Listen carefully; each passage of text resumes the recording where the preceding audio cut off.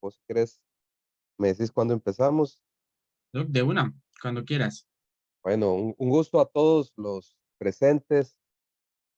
Yo soy el doctor Juan Carlos Villalta Fallas, especialista en genética clínica, graduado del programa de especialidad de genética médica de la Pontificia Universidad Javeriana.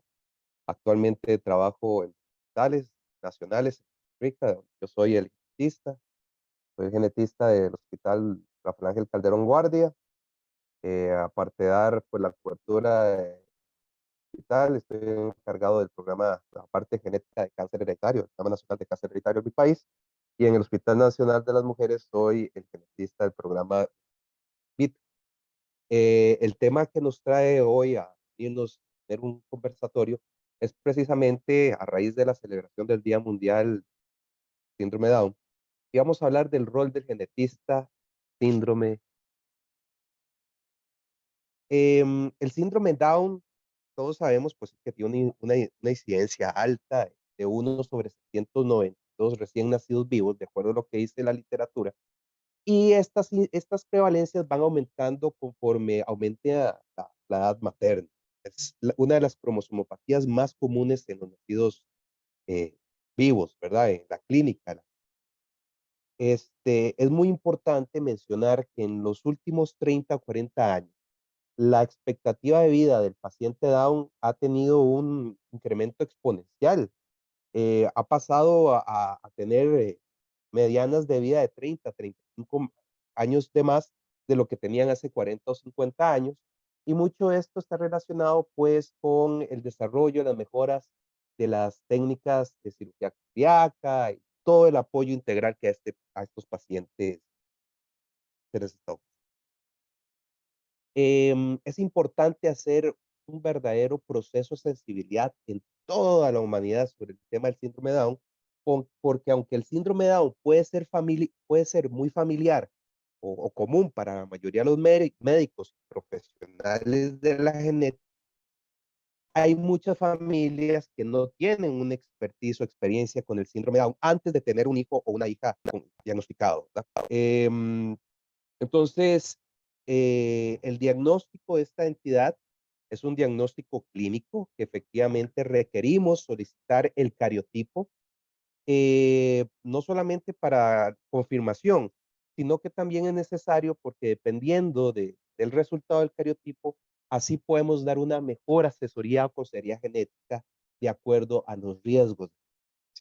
No es lo mismo los riesgos de recurrencia en una trisomía 21 libre, universal, y una trisomía producto de una translocación robertsoniana, mosaicismo, eh, etcétera, ¿verdad? Entonces, es muy importante tener eso preciso. O sea, la confirmación diagnóstica precisa con información actualizada sobre el pronóstico también va a brindar tranquilidad a las familias y les va a permitir, pues, de cierta manera, tener una mejor aceptación del diagnóstico, ¿verdad? Recordemos que el síndrome de Down no solamente es la trisomía 21 libre, sino que hay causas de mosaicismo, translocaciones, de ahí que la recurrencia puede cambiar significativamente, desde menos del 1% hasta 100% si se tratase de una translocación 21-21, ¿verdad? Entonces, sí es importante conocer el origen de, de la trisomía para proporcionar a las familias el riesgo de recurrencia preciso y de esta manera que los familiares, los padres se empoderen y lleven a cabo decisiones de planificación familiar futura, que les permitan discutir diferentes opciones. Em, Cuando uno habla del rol del genetista es importante lo siguiente. Yo por lo menos lo considero, y eso lo vamos a revisar ahorita, que el genetista médico, el genetista clínico, debe de jugar un rol principal o ser uno de los pilares fundamentales en el manejo del paciente, porque es un médico entrenado precisamente, no solamente en el manejo clínico, sino en toda la parte molecular y la parte así. Ahora bien, no solamente el genetista puede llevar a cabo el manejo, el control, el seguimiento de un paciente. Hay pediatras debidamente entrenados, pediatras genéticos, por ejemplo, que pueden también asumir este rol, pero sea la persona lo asuma, tiene que tener una expertise de la fisiopatología, de los riesgos de recurrencia, la parte genética, para llevar a cabo pues un manejo adecuado.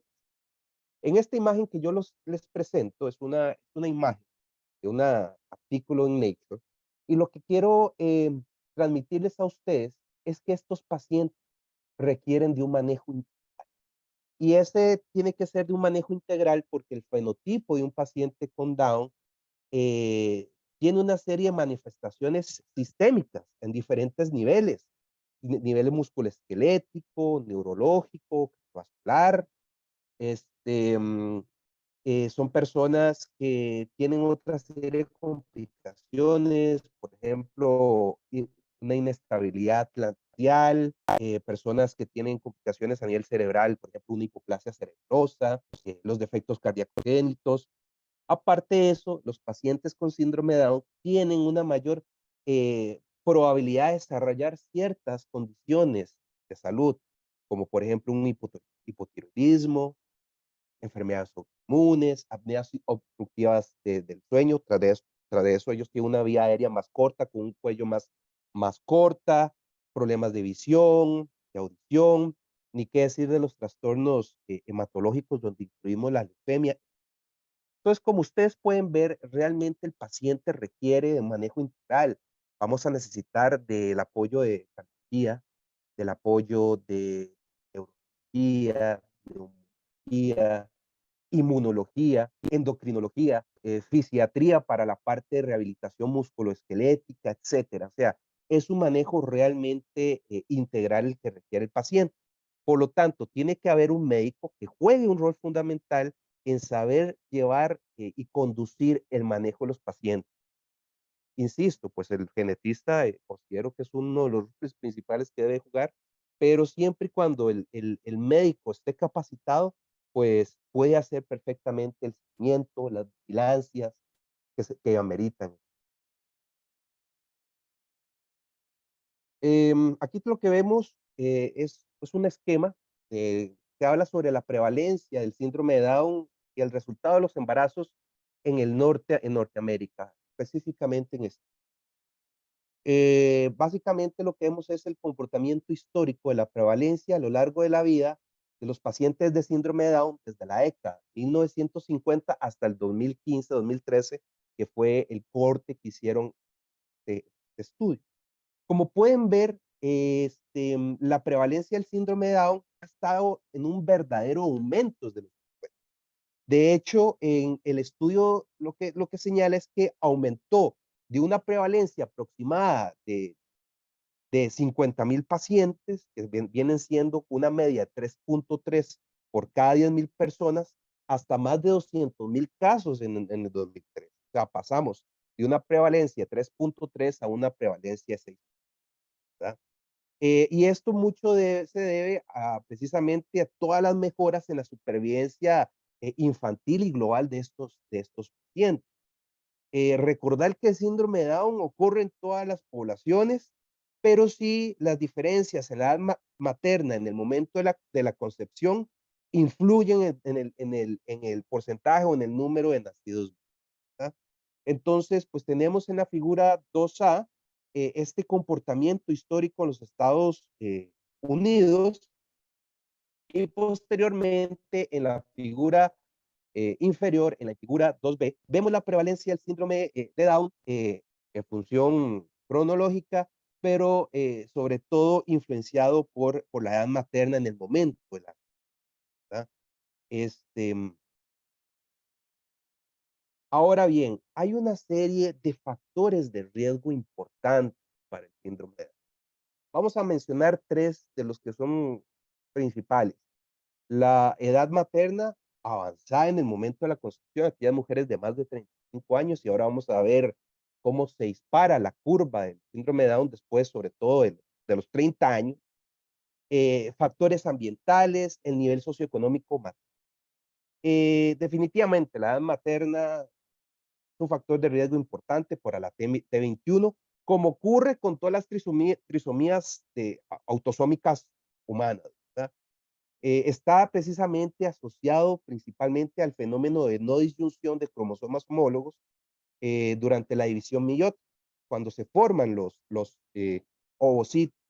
Lo que se teoriza es que precisamente hay una pérdida de las proteínas que participan en el ciclo celular en los oocitos, y esta pérdida de funcionalidad es lo que acarrea una mayor probabilidad a que ocurran fenómenos de no disyunción cuando se está formando el lóbulo. Entonces, precisamente estos errores de segregación están relacionados y se han asociado a edad maternas avanzada, sobre todo en lo que es meiosis 1. Factores ambientales también influyen. Los factores ambientales que influyen en el riesgo de trisomía 21, principalmente podemos mencionar el uso del tabaco, ¿verdad? Si se tiene o no suplementación de ácido fólico, e inclusive el uso de anticonceptivos se ha asociado con factores ambientales. El nivel socioeconómico, fíjense que también se considera un factor de riesgo. Se ha asociado en las diferentes publicaciones, sobre todo con errores en la meiosis materna tipo 2. Y lo que se ha encontrado es que el nivel socioeconómico es un indicador de una exposición específica, y sobre todo se ha relacionado con el tipo de ocupación materna, o sea, a lo que se dedica la mamá como un factor de riesgo. En los estudios que se ha vinculado esta asociación, se encontró que existen algunas categorías de clasificación laboral, algunos trabajos que hacen las madres que les confieren mayor riesgo para tener bebés o niños o niñas Down. Este, mm, ¿qué tipo de trabajo se han encontrado como factores de riesgo socioeconómico? Aquellas labores donde las madres principalmente están expuestas a sustancias químicas, y no a cualquier tipo de sustancia química, sino a sustancias químicas disruptivas a nivel endocrino, que afectan los procesos de la meiosis y que aumentan la posibilidad o la prevalencia de la sanidad. La literatura menciona un ejemplo clásico que es el bisfenol A. El bisfenol A es la molécula que estamos viendo a mano derecha. El bisfenol es una sustancia química industrial que se ha utilizado desde 1950 para fabricar plásticos, resinas. Se ha tenido que pasar legislaciones de todo tipo a lo largo y ancho del planeta, porque se ha visto que está directamente, no solamente asociado como factor de riesgo para Down, sino para otras enfermedades, como pueden ver ustedes: cáncer de colon, y resistencia a la insulina, cáncer de mama, síndrome ovario poliquístico. El bisfenol es un disruptor endocrino que es capaz de causar desequilibrios en el sistema hormonal a concentraciones muy bajas. Y este tipo de resinas, que se llaman resinas epoxídicas, se utilizan todavía, y hay que tener mucho cuidado. Se utilizan en productos metálicos como las latas de comida, las tapas de botella, en conductos que permitan el suministro de agua a los seres humanos. Entonces, sí se ha pasado una serie de legislaciones para restringir la exposición a este tipo de injuria tóxica, ¿verdad? Em, Principalmente lo que se ha visto es que ese efecto disruptor químico de esta molécula afecta a ambos sexos por igual, afecta lo que sería el desarrollo de los ovarios, testículos, tracto reproductivo. Entonces, recordar el bisfenol A. La incidencia de las trisomías fetales están directamente relacionadas con la edad: 13, 18, 21. Estamos reunidos hablando de la T21. El riesgo de tener un hijo con síndrome de Down aumenta de manera gradual y lineal. ¿Y cuál es el punto de inflexión? Precisamente alrededor de los 30 años. Y como pueden ver ustedes, no, aumenta exponencialmente a partir de los 30 años, ¿verdad?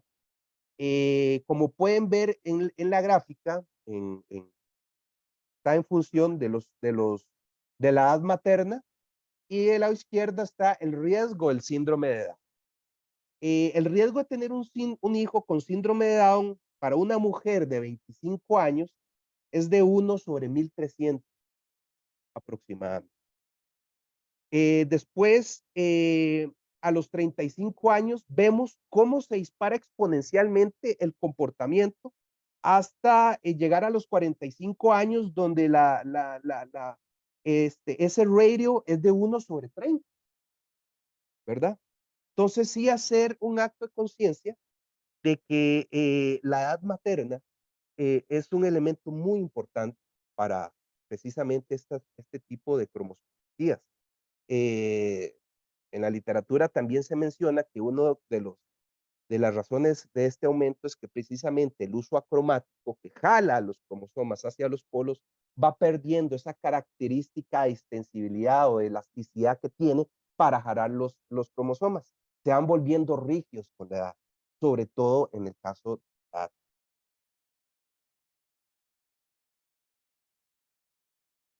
Em, las guías de atención médica para personas con síndrome de Down se comenzaron a desarrollar en 1981.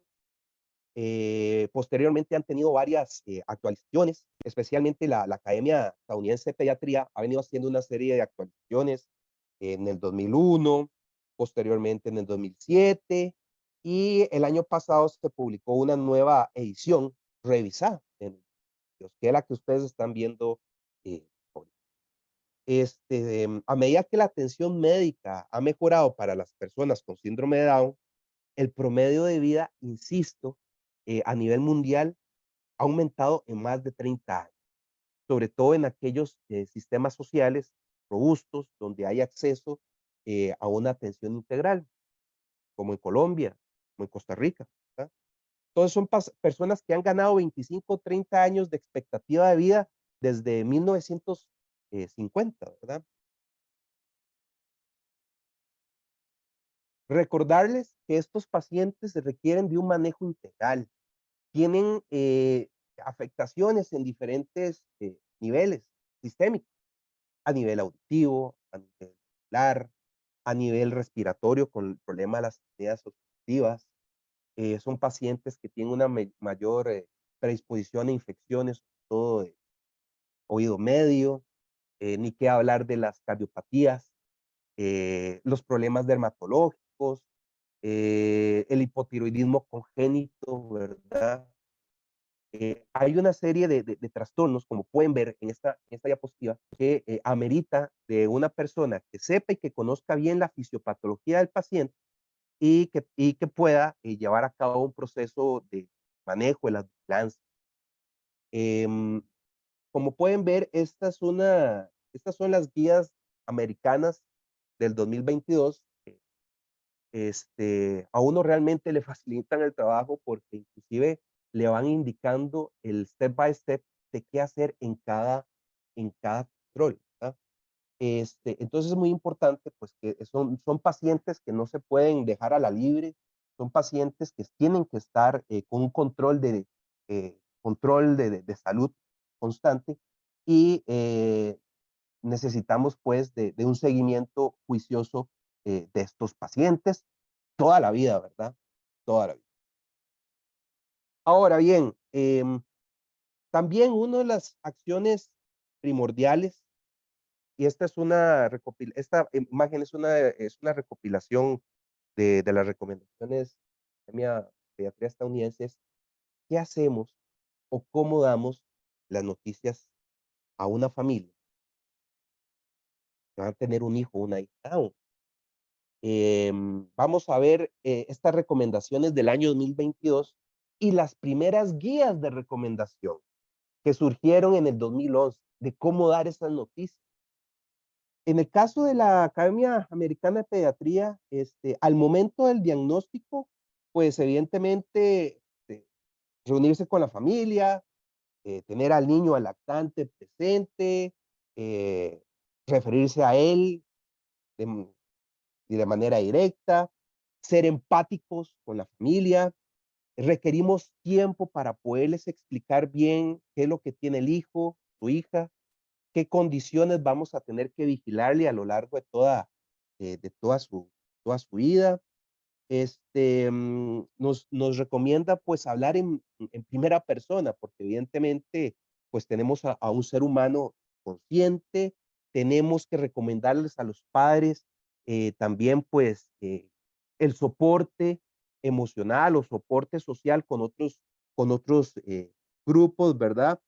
Sí hacer un trabajo muy importante de que una vez que hemos identificado cuál fue la causa de la trisomía, explicarles a los padres cuáles son los riesgos de. Em, Estas recomendaciones pues se escribieron precisamente como recomendaciones, no están escritas en piedra, pero sí sería para la buena salud de todos leerse el documento de las guías de Down del 2022 de pediatría y sensibilizarse en cómo dar la noticia. Tal vez en este apartado, esta guía es un poquito más escueta de la guía del 2011 que se desarrolló. Sí, efectivamente, son 12 años de diferencia, ya estamos en el 2023, pero los basics no cambian, ¿verdad? Veamos lo siguiente. Esta es la guía que se desarrolló precisamente en el 2011 y se hizo pues para asesores genéticos. En Latinoamérica no existe el Genetic Counselor, no tenemos esa figura. En Norteamérica, en Japón tienen el asesor genético, pues que cumple una función muy importante. Carga precisamente son personas entrenadas en eso, en asesoría genética, y eso permite disminuir la plétora de los servicios de genética y permitirle al genetista hacer lo que tiene que hacer el genetista, que es genética clínica. Pero bueno, nosotros todavía no en Latinoamérica o en Iberoamérica no tenemos esa figura en nuestros sistemas de salud. Si alguien conoce algún sistema de salud que tenga generic counselors o asesores genéticos, pues te diga, pues en Costa Rica necesitamos y me encantaría traerlo. Esta guía se redactó para este tipo de personas y para otros proveedores de atención médica para saber cómo comunicar un diagnóstico de síndrome de Down y garantizarle a las familias que reciben esa información que sea una información actualizada, empática, sobre la afección que tiene su familiar de manera respetuosa, de manera consistente, ¿verdad? Eh, es importante mencionarles que pues, estas guías, como cualquier otra, evidentemente, no tienen la intención de desplazar, por así decirlo, el mejor juicio del galeno en función de las circunstancias clínicas de cada paciente o de la población de pacientes en particular que nosotros manejamos.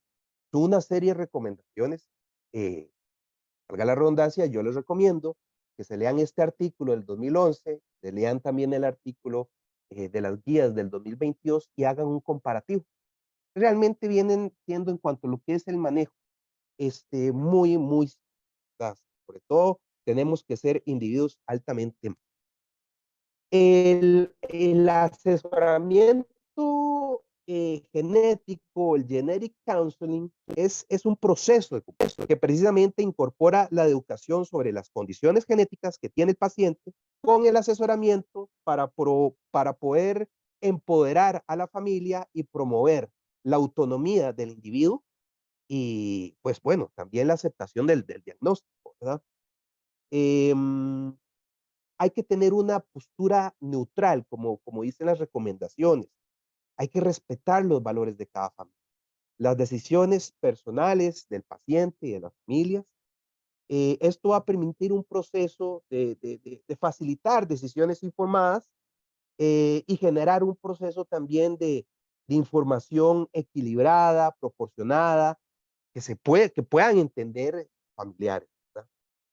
Nosotros, como genetistas clínicos y aquellos que se dedican al asesoramiento genético, tenemos que saber equilibrar los aspectos negativos desde el punto de vista fisiopatológico inherentes al síndrome de Down con los aspectos positivos. no solamente hacer énfasis en aquella parte fisiopatológica, que puede verse únicamente como una estigmatización, o darle a entender a los familiares que solamente hay aspectos negativos. No, no, también hay aspectos positivos. Aspectos positivos como hacerles ver a los familiares que hay tratamientos disponibles, terapias integrales, que las personas con trisomía 21 o negroidía 21 son personas capaces de salir adelante y que de manera conjunta con su familia pueden tener una alta calidad, una alta calidad. Entonces, es importante que en este mes del síndrome de Down hagamos una concientización de las necesidades humanas. Para eso se desarrollaron estas. Em, Dentro de los pilares, como yo les mencioné, o el rol del genetista, es fundamental identificar la causa del síndrome. En términos generales, a grosso modo, podemos dilucidar tres. Eh, Aquel síndrome de Down, que es de trisomía libre universal, los Down, que son producidos por translocaciones robertsonianas, que pueden representar no más de un 5% de las causas, los mosaicos un 1 o 2%, y por otro lado se estaría, digamos, los Down por un isotipo. La edad materna sigue siendo el factor de riesgo más importante para el síndrome. A medida que las mujeres envejecen, como les dije a ustedes, las proteínas de ciclo celular involucradas en la segregación meiótica en los ovocitos comienzan a deteriorarse, al igual que esa capacidad elástica que tiene el uso acromático. Y esto va aumentando la posibilidad de un error de no disyunción durante la formación del óvulo, del óvulo. ¿Verdad? Entonces, sí hay una serie de riesgos teóricos que tenemos que manejar. Para una persona con síndrome de Down, tener un hijo con síndrome de Down, el riesgo teórico es de un 50% y se puede elevar hasta un 66% si el binomio pues, tiene un síndrome de Down. Ahora, cuando uno revisa estas tasas, hay que tener muy claro que los riesgos empíricos a veces son difíciles de estimar y uno se basa en casuísticas externas. Y es difícil de estimar porque las tasas de reproducción en esta población. Eh, Sabemos que los hombres con síndrome de Down tienden o son infértiles, aunque sí, efectivamente, han habido informes de hombres, casos con síndrome de Down que han logrado embarazar, efectivamente. Sabemos que las mujeres con síndrome de Down suelen ser fértiles, entre un 15, 30%, tal vez un poco más. Y los datos empíricos lo que indican es la probabilidad de un 30 hasta un 50% de tener un hijo con síndrome de Down en el caso de las mujeres fértiles, ¿verdad? Cuando estamos frente a la posibilidad de un mosaico, para las personas con síndrome de Down en mosaico, el riesgo teórico es de hasta un 50%, pero hay que tener claro que en el caso de los mosaicismos, mucho depende de la proporción de las células gonadales que vayan a ser o que sean eh, trisómicas. Y evidentemente si la otra persona tiene o no Down, efectivamente.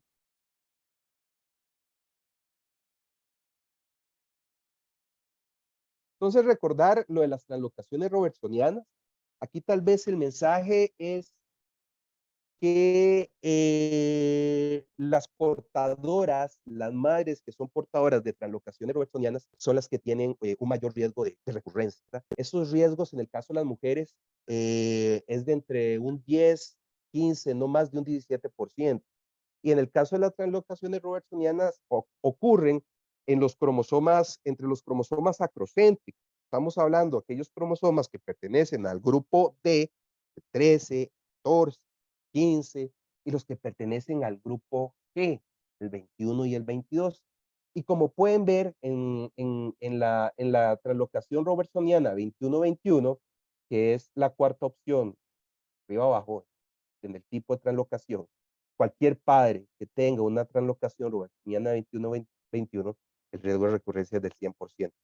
Eso no hay de más. Recordar que las translocaciones robertsonianas, por ejemplo, la 1321 también tiene un riesgo de trisomía 3, lo mismo que para un 1421, trisomía 14 o la probabilidad de que se produzca una disomía uniparental. Entonces, estas son las recomendaciones que nos dan las guías del 2011. No vamos a mencionar todas, evidentemente no tiene ningún sentido, pero sí vamos a mencionar una. Por ejemplo, dice, la familia debería estar informada del diagnóstico en un lenguaje que sea capaz de ser asimilado. No, de nada vale a las familias hablarles de manera muy técnica, sobre todo dependiendo del nivel de escolaridad, porque no van a entender. Hay que preocuparse de las necesidades inmediatas. Una de las recomendaciones que surgen es preguntarles a los padres eh, cuáles son sus necesidades inmediatas, qué es lo que les preocupa. Y posteriormente eso y resolver las necesidades, uno puede ir aumentando la complejidad de las recomendaciones y el abordaje de los pacientes. Recuerden, hay que dar esa información de manera empática, con cariño, ¿verdad? Utilizando un lenguaje claro, pero que sea comprensible, ¿verdad? Y sí es muy importante, como dicta la quinta recomendación, y no está de más mencionar, que en el momento que usted hace este abordaje, esta aproximación, hacerlo en privado, ¿verdad? En un lugar cómodo, no haya nadie viéndose, no se generen interrupciones, que haya suficiente tiempo para que la familia pregunte todo lo que necesita y también establecer un plan de seguimiento de una vez con los padres, con los familiares de primer grado, eh, sistemático, siguiendo las recomendaciones de las vigilancias. Es muy importante porque, y que entiendan el mensaje, que después se pierde. Y eso puede reducir la expectativa de vida.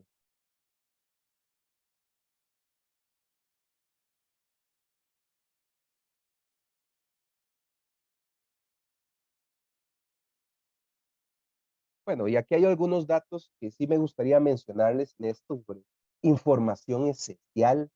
Recordar que el 80% de los bebés, pacientes con Down al nacimiento, van a tener hipotonía, que el 50% o más de estos pacientes van a tener algún tipo de malformación congénita. La gran mayoría, un 50% o 40, 60% tienen algún defecto, una cardiopatía. Un 12% efectos gastrointestinales que van a requerir de cirugías como hernias, por ejemplo. Y saber que nosotros podemos tener el expertise en una área, pero no en todas las áreas. Entonces sí es necesario apoyarnos entre los diferentes expertise.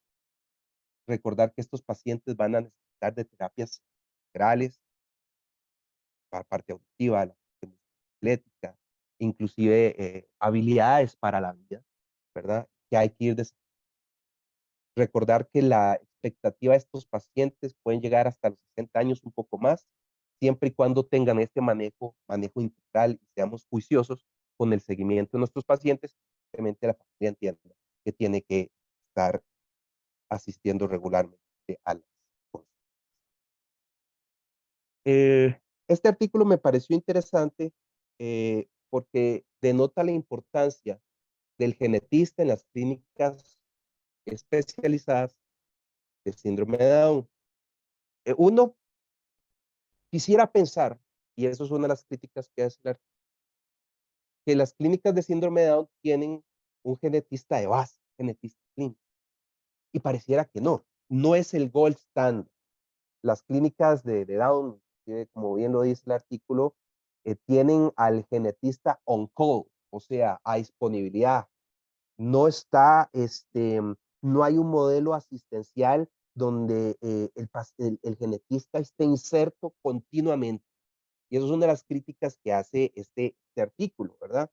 Este grupo de de médicos, lo que querían ellos era valorar la adherencia al seguimiento de los pacientes. ¿Y por qué? Porque la literatura indica que la adherencia del asesoramiento genético es muy bajo, es aproximadamente el 31%, de acuerdo a la revisión.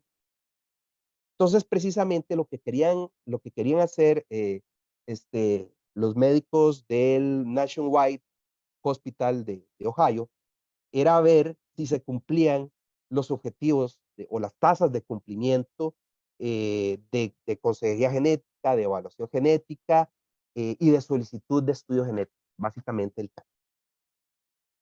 ellos tenían tasas también muy bajas, ¿verdad? Y querían hacer una comparación entre el hospital de ellos, que era el Nationwide Children's Hospital, y el Cincinnati Children's Hospital, allá en Ohio, ¿verdad?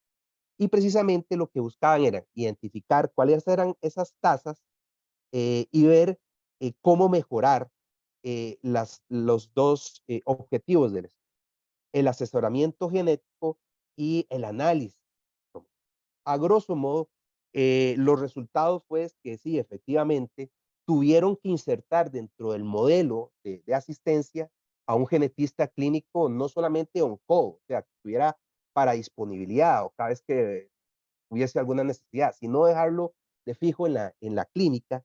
Y ellos vieron cómo esas tasas de adherencia postclínica de subanálisis mostraron resultados muy prometedores y realmente superaron las expectativas del 31% que venían manejando inicialmente. Llegaron a tener tasas de cumplimiento hasta de un 90%, inclusive lograron detectar a creo que fue un paciente Down como Psycho que no se había detectado previamente, ¿verdad? Eh, es importante saber que el asesoramiento genético en los recién nacidos con síndrome de Down es importante. Y lo ideal, en el mundo ideal, es ojalá identificar a estos pacientes en la etapa antenatal y eventualmente, si no se logra identificar antenatalmente, pues postnatalmente, y lo ideal es que el paciente tenga su primer consulta en genética clínica a no más del primer mes de vida. Esas son las recomendaciones.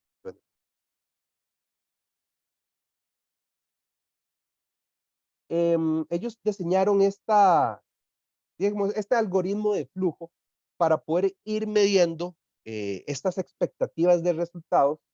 Ellos esperaban que el genetista de alguna manera o de manera directa, al introducirlo en el modelo de la clínica de síndrome de Down, disminuyera la necesidad de que las familias acudieran a múltiples citas, ¿verdad? Con diferentes especialistas sin tener una referencia base con un genetista, ¿verdad? Y que facilitara la disponibilidad de los servicios de genética y posteriormente eso que condujera a una mejora en la adherencia y el seguimiento de, de, del paciente. Entonces, ¿en qué consistió la intervención? La intervención consistió en incorporar precisamente a un genetista clínico en esta clínica multidisciplinaria, porque en esa clínica tenían pediatras subespecialistas en desarrollo, psicólogos, etcétera.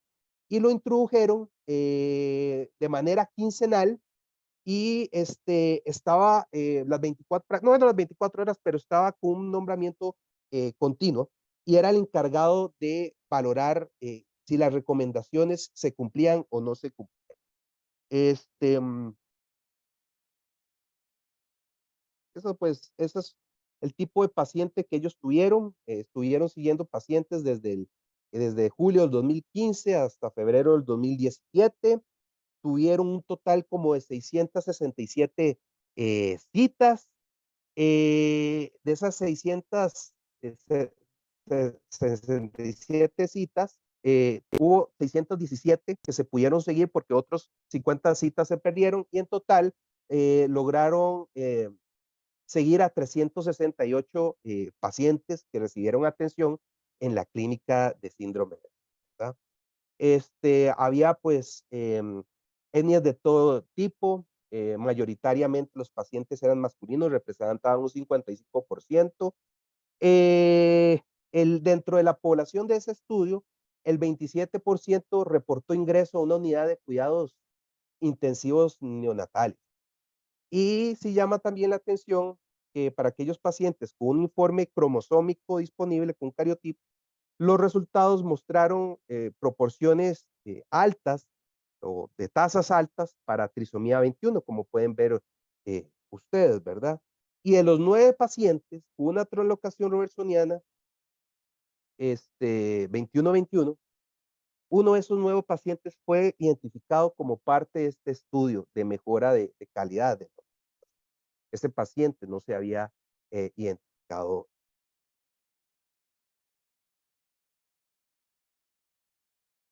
Em, entonces, ¿cuáles fueron las grandes contribuciones de los genetistas en esta clínica?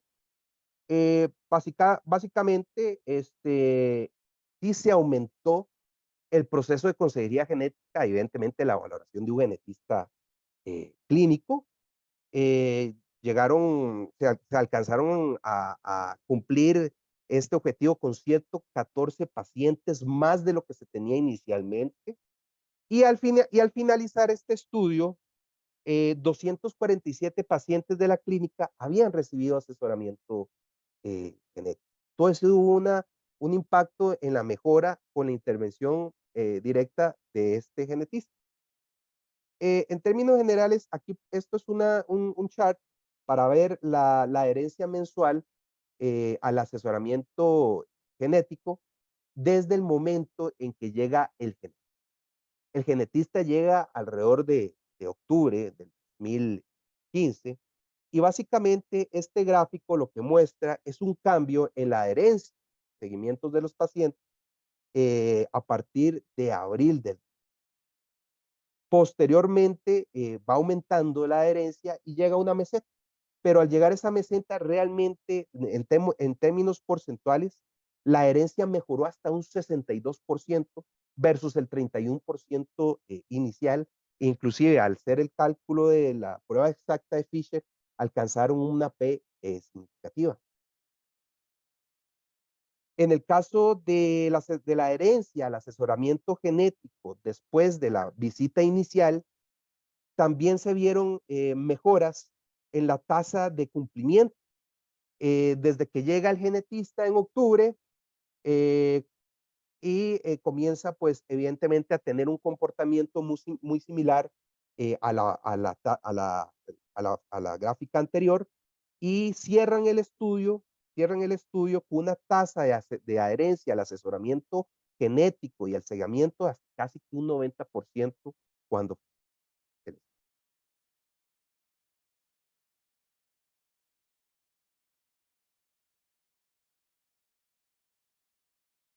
Esto es una tabla que lo que quiere demostrar es la herencia al asesoramiento genético relacionado con la edad para el síndrome de Down y cómo mejoró con la implementación del genético. El subanálisis, que es un subanálisis por edad, mostró tendencias similares a las otras tendencias que vimos en los otros dos comportamientos gráficos. La tasa de adherencia inicial al asesoramiento genético pasó de un 38%, mejorando hasta casi un 60%, ¿verdad? En estos casos. Y por último, tenemos el seguimiento que se hizo a los pacientes en función de la edad media en que se les da el consejo genético en el síndrome de Down. Aquí también podemos ver una mejora desde que llega el genetista clínico, comienza a darle el seguimiento a los pacientes y sí lo que se vio es que hubo un aumento en la edad media en que se recibe la asesoría genética. Ellos pasan desde casi que 39 días de edad postnatal en recibir el asesoramiento genético a una media de 3.1 años. Uno dice, puchica, más bien desmejoraron. ¿Cómo es posible que inicialmente tenían una media de ese primer acercamiento de asesoramiento genético en 39 días, casi 40 días, y pasamos a 40, y pasaron a 3,1 años? ¿Qué fue lo que pasó? Y lo que pasó es lo que ellos explican del catch-up. El catch-up es esa recuperación. Al hacer este seguimiento en los pacientes, lograron captar una gran población de pacientes de mayor edad, en etapa infantil, que nunca en su vida habían recibido ni siquiera el primer asesoramiento genético. Por eso es que este catch-up o esta recuperación de la edad media en esa primera cita de consejo genético se dispara. Se dispara porque logran captar una gran parte de la población en edades más avanzadas. Recordemos que el objetivo es que los pacientes con síndrome de Down tengan su primera cita postnatal no más del primer mes de edad de los 30 años. Entonces, sí hubo un aumento en la edad y se debió a que el asesoramiento genético logra captar a niños mayores cuyos papás, y esto hay que insistir mucho en la educación, nunca habían recibido asesoramiento genético y mostró tendencias de disminución de la edad al final del estudio. Pero eso se logró una vez que se logró insertar al genetista clínico y abordar a esta población. Y una gran cantidad no habían recibido asesoramiento genético visto un genetista. Hay muchas conclusiones que podríamos mencionar. Em, Recordar que los genetistas clínicos bueno, los consejeros genéticos, que los consejeros genéticos no son necesariamente genetistas, son gente entrenada en hacer eso, en consejería genética, eh, y son otros colegas del área de la salud, enfermeras, enfermeros, etcétera, que se entrenan en consejería genética. Usualmente son programas de 1 o 2 años. Pero bueno, la consejería genética sí tiene impactos positivos en los procesos de comunicación de los pacientes, en la adopción y definitivamente en la mejora de la adherencia de las recomendaciones del manejo médico. Esto no se puede discutir. Dentro de los recomendaciones para mejorar, digamos, en clínicas de manejo de síndrome de Down, es importante tener un consejero genético, un genetista que esté valorando los análisis cromosómicos y esté pendiente del cuidado de los pacientes. Esto es un proceso que es esencial en términos de educación, de soporte parental y es un proceso evolutivo, ¿verdad? Porque el conocimiento va evolucionando, al igual que el conocimiento de la- de las familias. Es muy importante incorporar dentro de las clínicas de manejo de síndrome de Down a subespecialistas y que cuenten con un equipo interdisciplinario. Por lo tanto, es fundamental la presencia de un genetista en estos programas de manejo de vigilancias médicas en una clínica síndrome de Down, para no solamente mejorar las tasas de adherencia y seguimiento genético, sino todo el proceso de vigilancia, educación.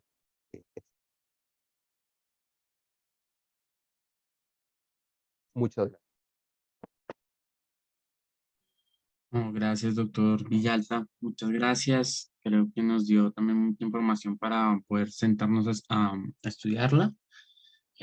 Yo sí recalco mucho lo del asesoramiento genético, que sí, yo creo que está siendo un problema, pues, no solo en Colombia, sino en latinoamericano, de que se necesita, sí, una persona que solo se dedique a asesoramiento genético porque hay mucha angustia, desconocimiento y demás, no solo cuando se recibe un diagnóstico molecular o un examen genético, sino también cuando se da un tipo de diagnóstico. Entonces, también ese asesoramiento genético sirve para despejar dudas, para también poder explicar al paciente y a su familia muchas cosas con respecto al pronóstico, en algunos casos, pues tratamientos sí puede haber. Entonces, sí, eso es clave. Y también la parte de educación bastante. Lo bueno es que, digamos, acá también vamos a tener también la perspectiva de una mamá con un hijo con síndrome de Down, que nos da también una apertura muy,